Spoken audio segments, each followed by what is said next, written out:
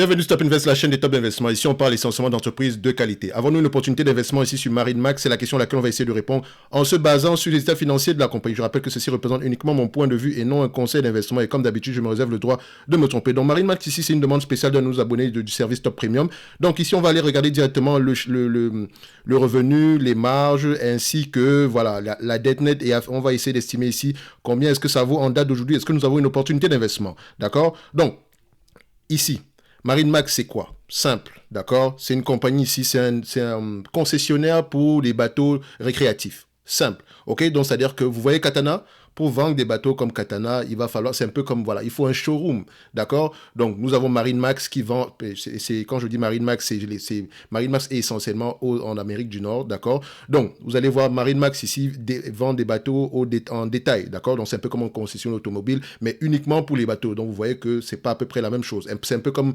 une entreprise comme du Tractor Supply, d'accord? Qui vend, lui, des tracteurs, etc., tout ce qui concerne l'agriculture, d'accord? Donc, c'est la même chose, mais uniquement pour les bateaux. C'est aussi simple que ça. Donc maintenant, si pour ceux qui veulent aller en profondeur, comme d'habitude, on va dans les rapports financiers. Donc, en termes de revenus ici, est-ce que nous avons des revenus stables ou croissants? Parfait, nous avons des revenus croissants. Mais attention, on s'arrête toujours ici. Le revenu ici, il provient d'où? Est-ce que c'est acquisition? Est-ce que c'est de manière organique? C'est la question qu'on se pose. On veut savoir quelle est la source de la croissance et quelle est la qualité de cette croissance-là. Et est-ce que la période actuelle n'a pas plutôt impacté ce genre de business? Moi, quand on me parle ici de compagnies qui exercent ici dans la consommation, déjà consommation discrétionnaire, mais en plus tout ce qui concerne ici des produits, du matériel d'extérieur, on va le dire comme ça. Vous vous souvenez, avec le confinement, ici, les activités ici qui ont eu le vent en poupe, c'était généralement des activités ici nature, d'accord? Donc, quand on parle ici d'activités dans la nature, les bateaux en font partie. Donc, est-ce qu'on n'a pas plutôt acheté des bateaux de manière massive ici, juste pour pouvoir avoir des activités? C'est la question que je me pose. Et il semblerait que ce soit le cas. Ok? Donc, faites attention quand vous allez voir ce genre de compagnie. Et n'oubliez pas également que c'est très cyclique. D'accord? Donc, en date d'aujourd'hui, MarineMax gagne beaucoup d'argent, mais est-ce que c'est durable? C'est la question qu'il faut qu'on se pose. Donc, vous voyez ici que c'est une croissance double, acquisition de manière organique. Donc, on voit ici qu'on a fait, alors si je prends ici sur une période ici, 1 an, donc vous voyez qu'on a fait plusieurs acquisitions sur les dernières années. OK? Donc, on fait même plusieurs acquisitions sur les dernières années. OK? Donc, ici, c'est un secteur en consolidation, d'accord? Donc, il y a beaucoup de petits opérateurs et un grand opérateur comme MarineMax essaie de consolider le secteur. Donc, maintenant, il faut savoir quelle est la taille du marché. C'est la question qu'on se pose. Oui, on fait des acquisitions aussi, mais à quel prix on fait des acquisitions? Parce que plus vous avez tendance à avoir recours à la croissance par acquisition, plus vous aurez tendance à surpayer. Ça peut être qu'un avantage si le prix de l'action est très élevé, comme un inconvénient, dépendamment en même temps de la structure ici. Mais bref, vous comprenez ce que je veux dire. On questionne toujours l'origine de cette croissance-là. Parce que ici, quand moi je vais prendre ce revenu, je sais déjà que je ne vais pas prendre 2,3 milliards. Parce que je sais une chose, c'est pas durable. OK? Tout ceci, ça, c'est le passé. Nous, on investit pour le futur. Donc, déjà, la qualité de l'entreprise nous intéresse, son passif nous intéresse, mais maintenant, on doit essayer de guesstimer qu'est-ce qu'on pourrait avoir de manière raisonnable dans le futur. Donc, ici, pour MarineMax, je vais aller regarder les analystes en eux-mêmes. Les analystes ici s'attendent à combien en termes de revenus? Ce n'est pas le prix cible des analystes qui m'intéresse, c'est surtout le fait de savoir s'ils sont optimistes au niveau de la croissance des revenus ou bien pessimistes. D'accord? C'est ce qu'on doit chercher derrière. Quand vous regardez ici sur les 12 prochains mois, les analystes s'attendent à avoir combien? Les analystes s'attendent ici à avoir aux alentours de, disons, 2,3 milliards, à peu près l'équivalent de ce qu'on a ici aujourd'hui. Donc, vous voyez que techniquement, c'est à peu près stable. Mais ça, c'est par rapport aux 12 prochains mois, c'est par rapport à 2023. Maintenant, c'est ce qui m'intéresse, c'est 2024, 2025. Où est-ce qu'on va se retrouver? Et si on s'attend à avoir des revenus décroissants en 2024, c'est problématique. Si on s'attend à avoir des revenus décroissants en 2025, c'est problématique déjà aujourd'hui. OK? Donc, en 2024 ici, on va X plus 2 ici, donc N plus 2 ici, on va regarder. On est toujours à la même période, c'est correct. Donc, semble-t-il qu'on va se maintenir sur les années à venir, au moins sur les 2 prochaines années. Correct. Mais à partir de la 3e année, qu'est-ce qu'on obtient? À partir de la 3e, là, on n'a pas d'informations par rapport à la 3e année. Pour le moment, ici, la dernière mise à jour par rapport à la 3e année, ici, c'était plutôt aux alentours ici de 2019. Donc, semblerait-il qu'on va garder à peu près un niveau de revenu pareil. D'accord? Mais faites très attention. Est-ce que moi, il faut toujours prendre ceci avec des pincettes parce que les analystes pourraient également se tromper. OK? On ne veut pas se retrouver dans une situation un peu comme en 2008. OK? 2008-2009 ici, c'est normal, la pandémie, pas la pandémie, excusez-moi, la crise des subprimes, etc. Mais vous voyez que on a eu tendance à avoir des revenus de plus en plus décroissants. Et en plus, ce qui m'inquiète en supplément, je dis m'inquiète entre parenthèses ici, d'accord? Donc, c'est-à-dire que la réponse, on va la trouver dans les rapports financiers. Pourquoi est-ce que la marge brute a augmenté sur les dernières années?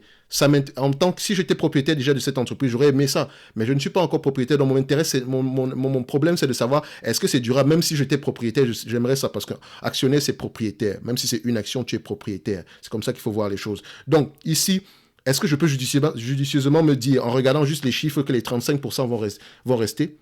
Non.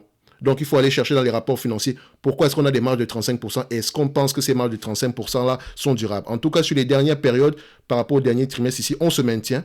OK, maintenant, il faut aller savoir est-ce que c'est durable. OK, parce que tout ce qui arrive à partir de 2020, moi, ça m'intrigue un tout petit peu. Donc, vous voyez que ça a une influence également sur le revenu, etc. Donc, il faut aller fouiller dans les rapports financiers. Est-ce que c'est durable? Moi, ici, je sais qu'il va falloir que je normalise les choses. Oui, on s'attend à avoir des revenus à peu près stables l'année prochaine, mais au cas où ces revenus la baissent, à quoi s'attendre? Bref, on continue. En termes de revenus, ici, le management, les analystes pensent à peu près, enfin, il y a de fortes chances, selon les analystes, qu'on reste à peu près aux alentours des 2 milliards 340. D'accord? Et je rappelle que 3 années, c'est rien du tout dans le business. OK? Maintenant, il faut savoir quelle est la taille de ce marché-ci. Elle dispose de combien en termes comment on appelle ça, part de marché, en termes de pourcentage. C'est une information que vous pouvez retrouver. Si vous tapez Marine Max Inc., Market Share, vous allez trouver l'information par rapport à la taille du marché, etc. OK? Je vous laisse également les faire vos recherches parce que Google est votre meilleur ami. Moi, en utilisant ceci, j'ai pu trouver à peu près quelle est l'information. On est aux alentours d'une vingtaine de milliards en montant. OK? Je pense également que dans les rapports financiers, dans les présentations aux investisseurs, ils vous le mentionnent, mais toujours prendre cela avec des pincettes. D'accord? Parce qu'on a tendance parfois à surestimer notre taille de marché. D'accord? Faites très attention. Il faut avoir plusieurs sources d'informations. OK? Donc, on continue. Derrière, l'augmentation des taux d'intérêt, est-ce que ça n'aura pas un impact sur nous? C'est vrai que ce n'est pas tout le monde qui paye des bateaux. Les gens qui payent des bateaux, c'est déjà des gens qui ont des moyens. On s'entend. Donc, mais après également, ça peut être des gens qui sont passionnés, etc.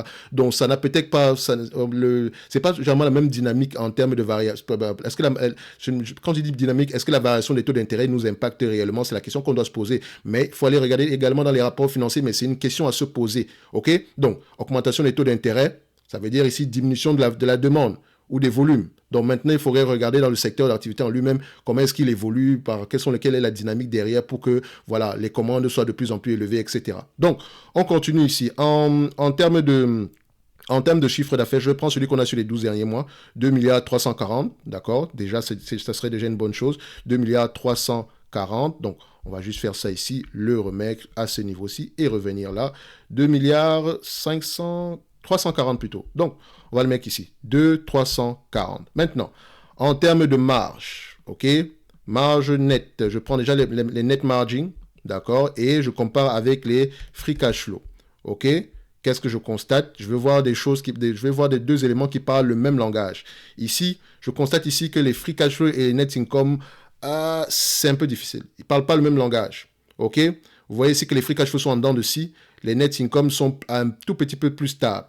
Alors, les free cash flow peuvent être en dents de scie pour plusieurs raisons. Vu que c'est un business en croissance, qui fait beaucoup d'acquisitions, on aura tendance, quoique les acquisitions, le prix qu'on paye pour les acquisitions n'est pas compris dans le free cash flow ici, c'est plutôt la dépense en capital. Il faut se poser la question à savoir pourquoi est-ce que la dépense en capital est aussi élevée, ou bien pourquoi est-ce que nos free cash flow sont moins élevés que les net income. Ça peut également être dû au fait que l'entreprise vend à crédit ou des choses comme ça. C'est important de comprendre parce qu'à la fin de la journée, c'est le free cash flow qui compte, parfois. Alors, il y a quelque chose que je prends généralement en considération quand je regarde des éléments qui sont à peu près instables comme ceci. Je prends les revenus, le free cash flow cumulatif, d'accord, sur une période donnée. Donc, je vais prendre les deux informations ici et le net income cumulatif. On prend ces deux informations. Sur les 20 dernières années, on constate ici que le total des net income encaissés est de 2 milliards. Le total des free cash flow encaissés est de 3 milliards 300.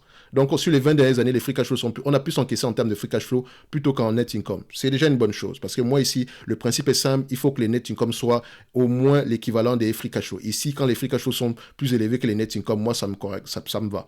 OK? Au niveau mais il faut comprendre pourquoi derrière. C'est le pourquoi. Et le pourquoi, vous ne pouvez pas y répondre en regardant les chiffres. Vous pouvez déjà au moins savoir quelles questions il faut poser. D'accord? Donc, ici, quand on regarde ici les net income par rapport au free cash flow, on constate quoi? On a à peu près deux choses identiques. C'est bien. D'accord? Pourtant, en termes de, si on les avait mis ici en termes de marge, vous aurez vu ici qu'il y a beaucoup de zigzags. Donc, on voit ici que ça correspond à peu près. Tant bien que mal, on arrive à voir la même chose. Ça, c'est sur les 10 dernières années. Sur les 5 dernières années, À peu près la même chose. On a des free cash flow plus élevés que des net income. C'est également bien. Sur les 3 dernières années, on a également des free cash flow plus élevés que les net income. Donc, on se dit ici qu'en moyenne, les net income ont tendance à être au moins l'équivalent des free cash flow. Sinon, les free cash flow sont supérieurs. C'est bien. Et moi, ça me correspond comme ça. OK? Donc, pour ceux qui... Mais il faut également regarder la raison derrière. C'est la raison qui est très importante. Donc, en termes de marge, ce que je vais prendre... Margin, en termes de free cash flow margin, ici, je vais le prendre ici en normalisé pour faire simple parce qu'il y a parfois des éléments qu'on peut avoir ici en conséquence. Donc ici, je vais les prendre normalisé, d'accord? Ça ne va pas changer grand-chose dans le calcul ici. Normalisé, ça veut dire qu'on enlève vraiment les éléments extraordinaires. Peut-être que si on a vendu un segment d'activité, on aura peut-être des bénéfices extraordinaires ou des choses comme ça. Pourtant, ça ne fait pas partie de la marge réelle de la compagnie. Ou bien si on a encaissé un dividende parce qu'on a investi dans une compagnie. Bref, il y a beaucoup d'éléments qui peuvent rentrer en considération. Donc ici, en moyenne, ici, on a des marges sur les 20 dernières années, 2,34%, sur les 10 dernières années, 2,57%, sur les 5 dernières années, 3,77%. Donc, vous voyez que sur les 5 dernières années, c'est de plus en plus élevé par rapport, voilà. Il faut se poser les bonnes questions. Est-ce que c'est durable? Est-ce que c'est, voilà. Moi, je vois ici qu'on est encore à 6%. Est-ce que les analystes s'attendent à ce qu'on ait des marges supérieures à 2,57% ou bien supérieures à 3%?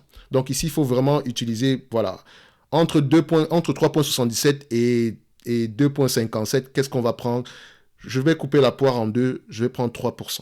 OK? Si on a plus que ça, tant mieux. Si on a moins que ça, au moins je sais je n'ai pas été trop moins 10 ans, entre parenthèses. OK? Tout en regardant et en mentionnant également que sur les dernières années, ces marges-là sont de plus en plus élevées. OK?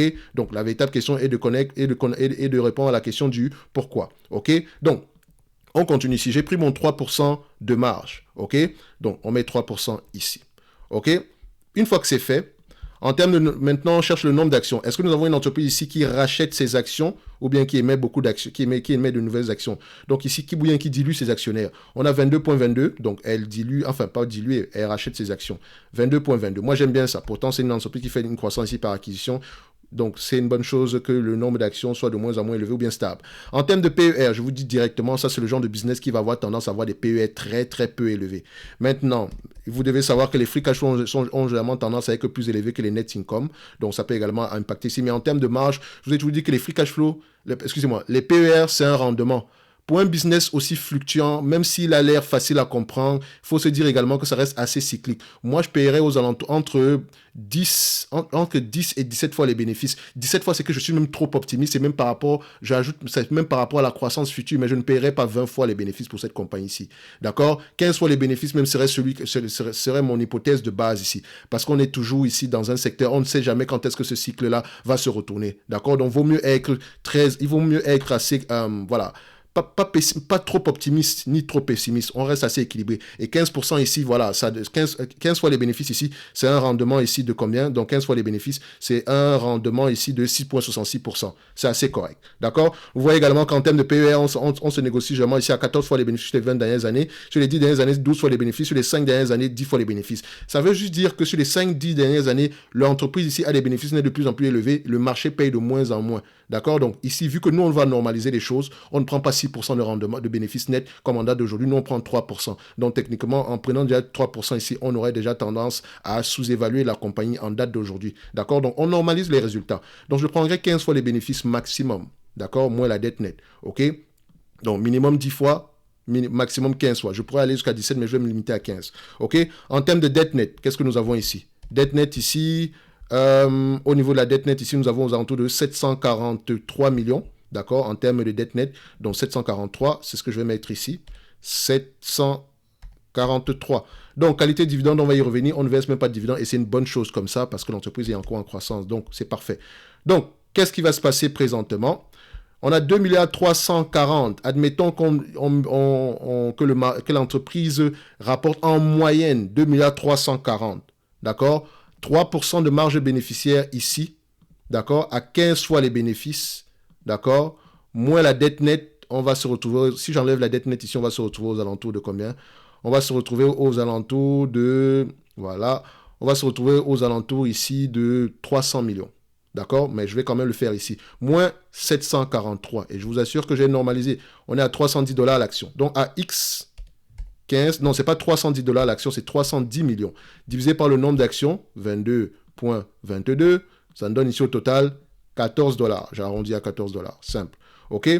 Donc, $14. En date d'aujourd'hui, on cote à combien? Nous cotons à peu près aux alentours de $31. Est-ce que ça veut dire que l'entreprise est surévaluée? Je dirais que non. C'est parce qu'on a un niveau d'endettement ici assez élevé. Regardez ceci. Si on vous distribue la totalité des bénéfices nets moyens ici, donc de 70 millions, divisé par la capitalisation boursière actuelle qui est à peu près de 690 millions, j'arrondis bien sûr, ça nous donne à peu près un rendement de 10%. Et c'est une compagnie encore en croissance qui a une dette assez gérable. Okay? Actuellement, en date d'aujourd'hui, elle rapporte bien plus que ce qui est mentionné ici. Donc, si on regarde ici les net income, d'accord, on a à peu près 181 millions. Nous, on est à 70. Donc, dites-vous que le rendement par rapport à ce prix-ci est assez élevé. Le problème, c'est qu'on n'est pas sûr que ça, c'est durable ou pas. D'accord? Vu qu'on est dans l'incertitude ici, je sais que le prix actuel, déjà, est correct. D'accord? Donc, idéalement, j'aimerais l'acheter aux alentours de $15.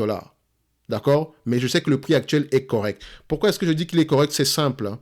Si on négocie cette entreprise à 10 fois les bénéfices, admettons qu'on ne prend pas en considération la dette. Quand je ne prends pas en considération la dette, je paye 10 fois les bénéfices. Point. OK? Donc, 10 fois les bénéfices ici, ça veut dire qu'on aura à peu près 710 millions. Donc, par rapport au nombre d'actions ici, on aura à peu près aux alentours de $32 l'action. D'accord? Donc, $32 l'action, je arrondis. Donc, ici, X10, sans la dette. D'accord? Dette. Ça nous donne ici combien? $32 l'action. Donc, cette compagnie-ci est correctement évaluée. Sinon, maintenant, vous ne surpayez pas en tout cas. Même si le cycle se retourne ici et que l'entreprise met du temps avant de revenir à son niveau normal, vous n'avez pas surpayé du tout. OK? Je ne peux pas savoir si le cycle se retourne ici, pendant combien de temps il va rester à peu près instable ou bien à peu près déprécié, je ne sais pas. Quand est-ce qu'il va se retourner, je ne sais pas. On pourrait être agréablement surpris. C'est un peu comme avec Katana Group. Moi, je pensais que l'augmentation des taux d'intérêt, on aurait un ralentissement ici au niveau de la demande, except c'est totalement le contraire.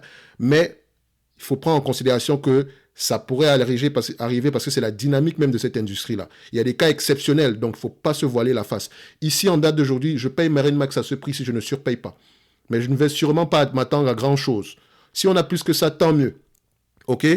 Surtout si je suis là pour le long terme, c'est surtout pour la croissance future, etc. Admettons qu'elle réussit peut-être à prendre 25% de part de marché ici. Actuellement, elle est peut-être à 7% de part de marché. Donc, ça veut dire que si on garde les choses au même niveau ici, on va réfléchir ici bêtement. Si on prend 25% de part de marché, d'accord, actuellement, on a 7%. Ça veut dire qu'ici, par rapport au prix actuel, on aura à peu près 3,7 fois 3,6 fois le prix actuel. Donc, techniquement, ça peut être correct. 3,6 fois les bénéfices nets actuels. Techniquement, ça peut être correct. Donc, quand je dis 3 fois, si on a donc 3,6 fois le revenu actuel, donc bêtement, on le fait comme ça, 3,6 fois. D'accord? Si on a 25% de marge, 25% de part de marché, actuellement, on a 7%, je mentionne bien. Multiplié ici par 2 milliards 340, comment on appelle ça? Le revenu actuel, ça fait à peu près 8 milliards 424, d'accord? 8 milliards 424 ici, fois 3% de marge bénéficiaire ici, on a ça, multiplié, admettons, juste par 10 fois les bénéfices. Simple, hein? Même pas 15 fois 10 moins la dette. 10 fois les bénéfices divisé par 22,22, on aura à peu près quelque chose en tout de $114 l'action. Mais attention, comme je dis toujours, hein, faites attention aux chiffres. Les chiffres peuvent raconter tout et n'importe quoi, dépendamment des hypothèses que vous allez prendre. Et le piège réside au niveau des hypothèses. Ces hypothèses-là vous devez vous appuyer sur des éléments vérifiables et palpables. Donc, quand je mets 3% ici, je dois bien vérifier que l'objectif du management, c'est 3%. Sinon, plus que ça. Attention. OK? Quand je mets ici 25, quand je prends les parts de marché à 25% ici, etc., je dois bien vérifier que l'entreprise a ce type d'objectif-là. Mais en date d'aujourd'hui, même si on prend 10% de part de marché, je sais qu'aujourd'hui, je ne surpaye pas. OK? Ceci n'est que mon avis. Et je dis toujours une chose. OK? Avant d'investir dans une compagnie, vous devez comprendre ce que l'entreprise fait. Vous devez connaître la dynamique derrière cette industrie-là. Ça reste une belle entité ici. D'accord? C'est un business facile à comprendre. C'est une belle entreprise qui est en pleine construction en date d'aujourd'hui. OK? Le prix actuel est tout simplement correct, n'inclut pas une potentielle croissance future ici, mais également, soyez prudents par rapport au retournement de cycle. De toutes les façons, s'il y a retournement de cycle, il y a de grandes chances que le prix actuel ne soit pas si mauvais que ça. Et pour ceux qui veulent aller plus loin, le service Top Premium, il est là. D'accord? On vous propose généralement des analyses. Vous pouvez demander des analyses quantitatives comme ce qu'on fait ici, qu'on appelle vulgairement analyse fondamentale. J'appelle ça des analyses quantitatives quand on regarde uniquement les chiffres. Le fondamental, c'est le qualitatif plus le quantitatif, c'est-à-dire que le quantitatif présente les chiffres, le qualitatif fait parler les chiffres. Une croissance de 20%, c'est bien, mais tant que je ne sais pas pourquoi est-ce qu'on a cette croissance de 20%, ça reste une information incomplète. OK? Donc, ne l'oubliez jamais. OK?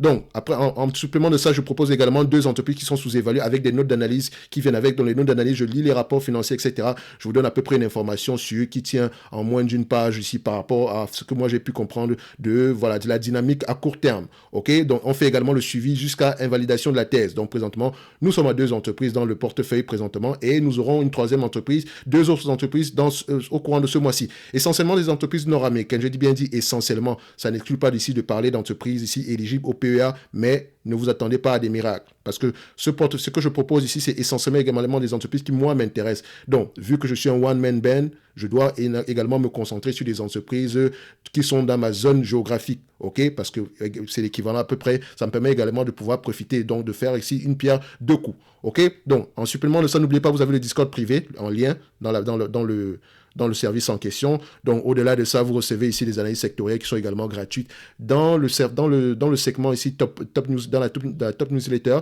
Donc, c'est à peu près ce qu'on a ici dans ce service-là. Donc, le prix, il est là, d'accord? Donc, c'est à peu près plus la TVA, etc. Donc, c'est modique par rapport à ce qui est proposé à l'intérieur. C'est également une manière pour vous de soutenir la chaîne, ok? Donc, ici, je dirais que Marine Max faut faire attention. Et si on regarde également ici par rapport au free par rapport à ce qui est attendu, donc les analyses ici, si on regarde sur l'outil Fast Graph par rapport au free cash flow attendu sur les, disons, par rapport à 2024, on s'attend ici à 8 $ par action en termes de free cash flow. Si on le prend ici à 10 fois les bénéfices, on sera à peu près à 80 $, d'accord? Donc, si on prend ici en termes de bénéfices nets par action attendus, donc les bénéfices nets par action attendus ici en 2025 sont à peu près de 6,31 $. Attention, donc à 10 fois les bénéfices, on va se retrouver ici aux alentours de 60 $, d'accord? Donc, c'est pour ça que je dis, faites attention, on ne surpaye peut-être pas au prix actuel. Le prix est tout simplement intéressant en date d'aujourd'hui, ok? Donc, si on regarde également ces analystes-là, est-ce qu'ils ont tendance à avoir raison? Et c'est là où le bas blesse. C'est vraiment, faut faire attention. Sur une période d'1 an, ça peut aller, mais sur une période de 2 ans, il faut commencer à prendre des pincettes. Mais quand on regarde sur les 5 dernières années, c'est une entreprise ici, voilà, les analystes ont tendance ici à avoir raison, sinon à avoir, les bénéfices sont tout simplement extraordinaires sur les dernières années, ok? Parce que ici, les analystes planchaient en 2021 à peu près à 1,90 $, on a eu 6,78 $. En 2022, on planchait sur 2,19 $, on a eu à peu près 9 $. Et ici, ils ne sont pas nombreux parce que ça reste une petite entreprise. Mais c'est une très belle entreprise. Ça me rappelle un peu une entreprise comme MBUU, d'accord, qu'on appelle ici Malibu Boats, qui est également une entreprise que j'aime bien. Il y a également une autre entreprise qui exerce dans ce segment-ci. J'ai juste oublié le nom. Je pense que ça s'appelle Mastercraft,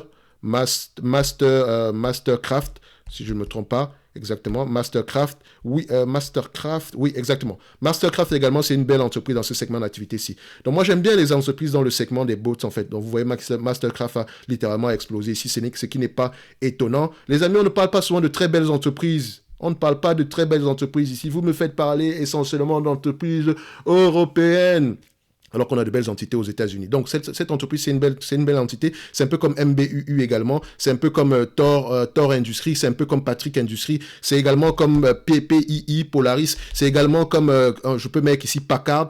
Donc, il y a beaucoup d'entreprises ici dont on n'a pas encore parlé sur cette chaîne-ci. Donc, la compagnie qu'on appelle Marine Max, une excellente entreprise. Bon prix actuellement, d'accord, mais soyez prudents. Merci.